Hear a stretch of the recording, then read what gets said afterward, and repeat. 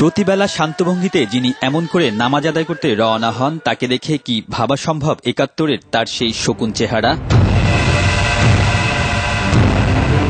২৫শে মার্চ রাতে পাকিস্তানি হানাদার বাহিনীর গণহত্যা শুরুর ১০ দিনের মাথায় গোলাম আজম দেখা করেছিলেন টিক্কা খানের সাথে, যার সচিত্র ছবি ছাপা হয়েছিল তখনকার পত্রিকার পাতায়। ৭১-এর ৯ এপ্রিল তার নেতৃত্বে গঠিত হয় শান্তি কমিটির ১৪৪ সদস্য বিশিষ্ট কমিটি।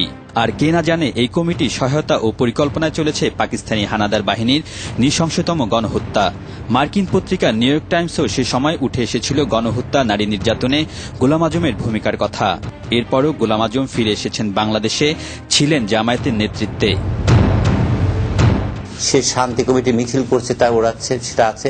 সে রাজাকার ক্যাম্প ভিজিট করছে, আপনার মনে করেন মোহাম্মদপুর রাজাকার ক্যাম্প ভিজিট করে তাদেরকে আপনার মুক্তিযোদ্ধাদেরকে হত্যা এবং নিধন করার জন্য বলেছে।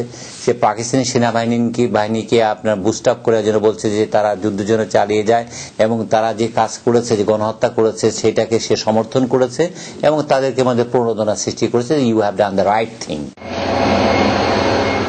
সারা দেশে গোলাম আজমের পরিকল্পনায় গণহত্যা চললেও বিশেষ করে কুমিল্লা ও ব্রাহ্মণবাড়িয়ায় তার তাণ্ডব ছিল ভয়াবহ।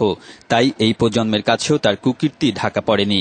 এই এলাকার বেলতলী, লালমাই, রামচন্দ্রপুর, পৈরতলা, হরিয়াবহ, চকচন্দ্রপুর, কুল্লাপাথর সহ বিভিন্ন স্থানে যে গণহত্যা ঘটেছে, কুমিল্লার সার্কিট হাউসে বসে গোলাম আজম তার কলকাঠি নাড়তেন বলে জানালেন স্থানীয় বাসিন্দা ও মুক্তিযোদ্ধারা। গোলাম আজমের মাধ্যমে এই কাজটা কুমিল্লা ডিস্ট্রিক্টে হয়েছে। উনি এটার এই নিধনে মুক্তিযুদ্ধের সপক্ষের মানুষকে নিধন করার জন্য উনিই ছিলেন আর্কিটেক্টর।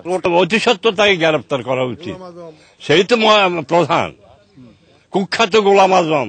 আর এসব সাক্ষ্য প্রমাণ নিয়ে গোলাম আজমের যুদ্ধাপরাধের তদন্তে এগোচ্ছে আন্তর্জাতিক অপরাধ ট্রাইব্যুনাল। তদন্ত কাজ শেষ হলেই তাকে বিচারের মুখোমুখি করা হবে বলে জানিয়েছেন তদন্তকারী কর্মকর্তা। তথ্য প্রমাণ পাওয়া গেছে, আরো তদন্তের প্রয়োজন আছে, কারণ এই ঘটনার বিস্তৃতি তো সারা দেশ জুড়ে। আর এটাকে টেনে নেওয়া দীর্ঘসূত্রিতা কারো কাছে কিন্তু আপনার সহনীয় নয়। We got to be very much firm and with firm resolve and determination we must fight. War crime facts finding কমিটির আহ্বায়ক ডাক্তার এম হাসান আরো বলেন, গোলাম আজমের মতো যুদ্ধাপরাধীর তথ্য প্রমাণ সংগ্রহ এবং তাকে বিচারের মুখোমুখি করতে ট্রাইব্যুনালের কার্যক্রমে আরো সতর্কতা অবলম্বন করা উচিত। আলমগীর স্বপন, এটিএন বাংলা, ঢাকা।